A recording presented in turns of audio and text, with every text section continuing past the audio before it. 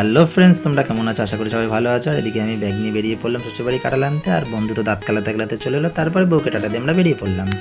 সকালের সুন্দর দৃশ্য উপভোগ করতে করতে আমরা এয়ারপোর্টে এসে পৌঁছালাম। আর এদিকে সেদিকে প্রচণ্ড জ্যাম। তারপরে আমরা বিরাটিতে প্রবেশ করতে না করতেই দেখি কাকা কাঁঠাল নিয়ে সামনে চলে এলো, আর হনমারা সত্ত্বেও পাত্তা না দিয়ে চলে গেল।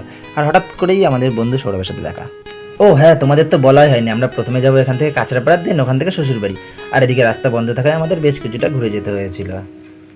অনেকদিন পর দুই বন্ধু আবার একসাথে প্রায় 100 কিলোমিটার লং রাইডে গেছিলাম। যদিও সেদিন আমাদেরকে অনেকটা ভোরে বেরোনোর কথা ছিল, কিন্তু বেরোতে বেরোতে লেট হয়ে গেছিলো, আর সেই জন্য প্রচণ্ড গরম লাগছিল। আর রাস্তাঘাট ফাঁকা থাকায় আমাদের গাড়ির গতিবেগ প্রায় 100 ছুঁই ছুঁই।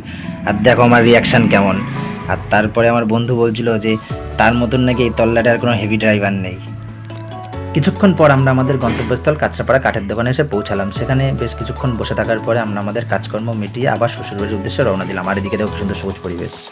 লোকে 1000-1500 টাকা দিয়ে হেয়ার ড্রায়ার কেনে চুল শুকানোর জন্য, আর আমি 200 টাকার তেল পুড়িয়ে চুল শুকাচ্ছি। এটা শোনার পরে আমার বন্ধুর রিয়াকশনটা দেখো।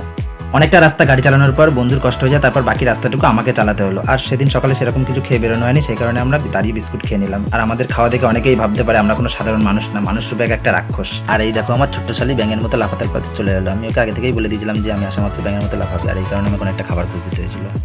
অনেক জামাই আছে যারা শ্বশুরবাড়ি গেলে লজ্জা করে খায়, আর এদিকে দেখো আমি নির্লজ্জের মতন খাচ্ছি। সামনে শাশুড়ি বসে আছে, তাও অমন করে খাচ্ছি।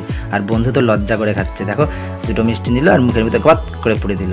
আর এদিকে দেখো আমি কি করছি, 4টে মিষ্টি একবারে মুখের ভিতরে নিলাম আর গপ গপ গপ গপ করে গিয়েছি। আর এটা দেখার পরে আমার শালি বলছে তাহলে আমিও তোমাদের মতন করে খাই।